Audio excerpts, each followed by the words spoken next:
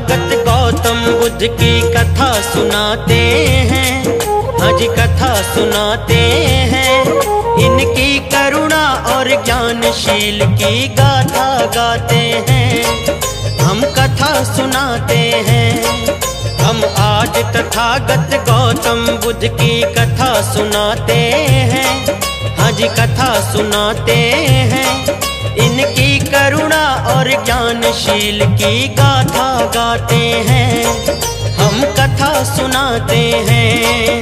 बुद्धं शरणं गच्छामि, धम्मं शरणं गच्छामि, धम्मं शरणं गच्छामि, संघं शरणं गच्छामि।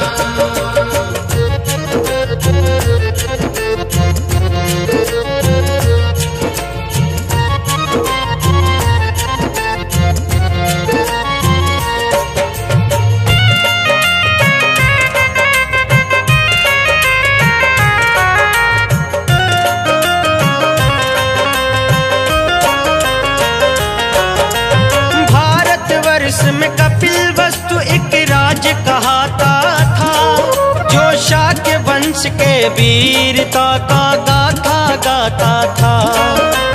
शाक्य वंश के राजा थे जिनका शुद्धोधन नाम, रानी महामाया थी जिनका था बड़ा सम्मान। एक दिन राजमहल में ऐसी शुभ घड़ी आई, गूंज उठा पूरा कपिल वस्तु, बज चारों ओर बधाई।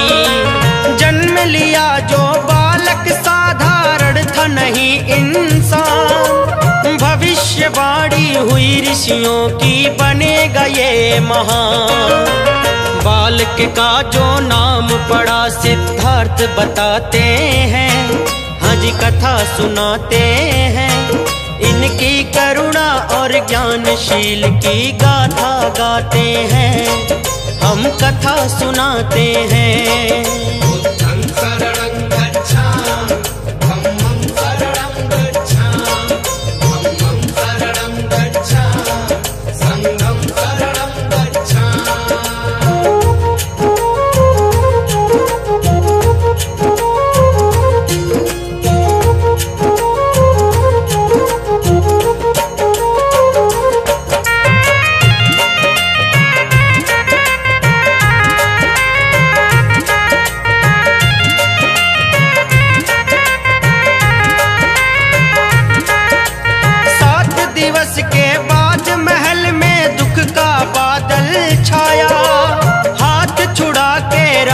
कुमार से चली गई महामाया, मौसी महाप्रजावती गौतमी ने गोद उठाया। अपने पुत्र समान ही वो गौतम को गले लगाया। 16 वर्ष की आयु में घड़ी खुशी की एक आई, शाक्य वंश और कोली वंश में गूंज उठी शहनाई। दुल्हन बना के यशोदरा को घर वो लाते हैं, हज कथा सुनाते हैं। इनकी करुणा और ज्ञानशील की गाथा गाते हैं, हम कथा सुनाते हैं। बुद्धं शरणं गच्छामि, धम्मं शरणं गच्छामि, धम्मं शरणं गच्छामि, संघं शरणं गच्छामि।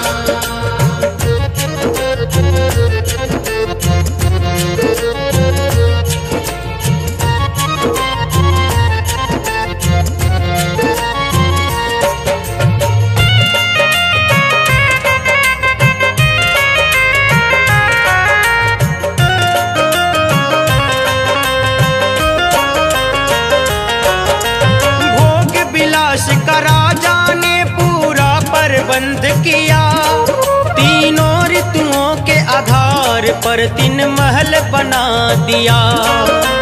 दास दासियां सबको सेवा में लगा दिया। कुछ दिन बाद महल में राजकुमार ने जन्म लिया। मोह माया ना बांध सकी उनको संसार की, महलों की ना चिंता थी ना घर परिवार की। एक दिन राज भ्रमण को निकले होके रथ पे सवार। रास्ते में राजन को एक वृद्ध दिखा लाचार। फिर पूछने पे सारथी उनको हाल बताते हैं, हज कथा सुनाते हैं।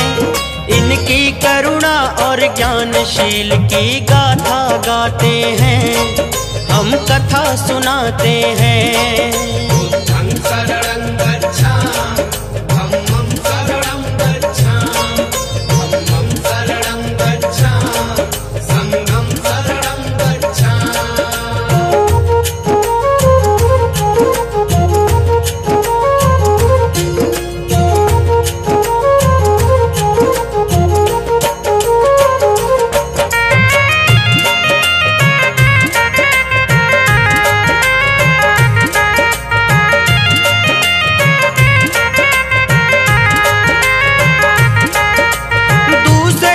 जब घूमने निकले दिखा उन्हें बीमार। राजन ने सारथी से पूछा कौन है ये लाचार। सारथी बोला है राजन ये दुख कहलाता है। जीवन का ये सत्य है हर प्राणी पे आता है। तीसरे दिन जब भ्रमण को निकले दिखा उन्हें एक लाश। घर वाले सब रो रहे थे बैठ के उसके पास। राजन के मन में फिर से प्रश्न उठा एक बार, क्यों सब बिलक बिलक कर बहा रहे आंसुओं की धार। फिर सारथी राजन से मृत्यु को अटल बताते हैं, हज कथा सुनाते हैं। इनकी करुणा और ज्ञानशील की गाथा गाते हैं, हम कथा सुनाते हैं। बुद्धं शरणं गच्छामि, धम्मं शरणं गच्छामि, धम्मं शरणं गच्छामि, संघं शरणं गच्छामि।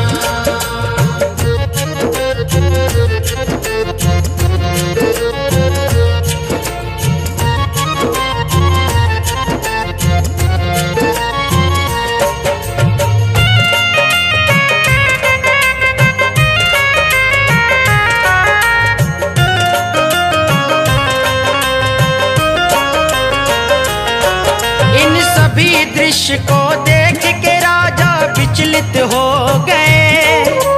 वापस महल को आए फिर चिंता में खो गए। अगले दिन फिर भ्रमण पे निकले दिखा एक सन्यासी। मोह माया सब छोड़ के जो बन गए थे अविनाशी। देख के राजकुमार का तब मन हुआ खुशहाल।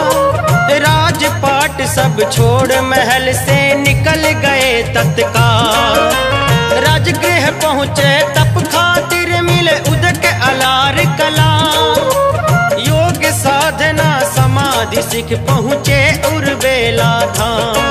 6 वर्ष के तप के बाद भी वो संतुष्टि न पाते हैं, हज कथा सुनाते हैं।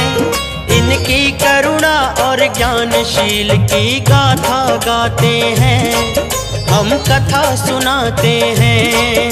बुद्धं शरणं गच्छामि, धम्मं शरणं गच्छामि, धम्मं शरणं गच्छामि, संघं शरणं गच्छामि।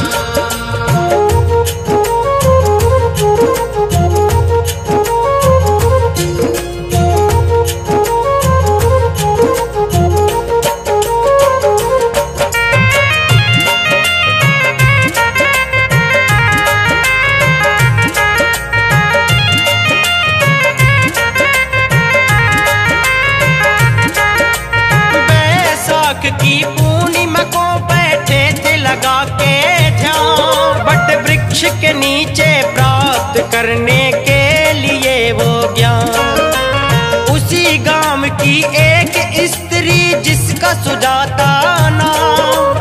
बट वृक्ष की पूजा करने आती थी सुबह शाम। मनोकामना सुजाता की जब पूरी हो गई, खीर खीर चढ़ाने वृक्ष देवता के वो निकट गई।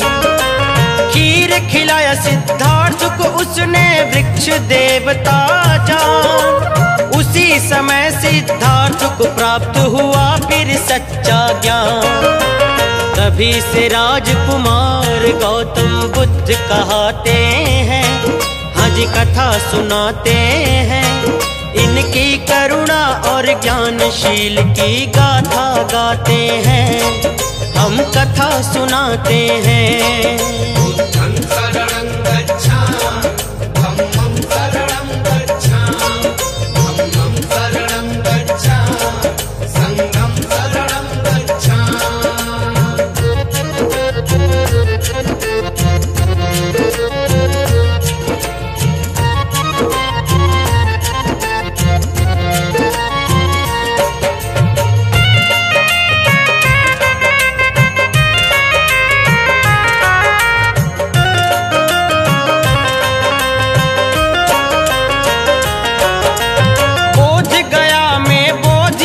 हो गया बहुत मशहूर।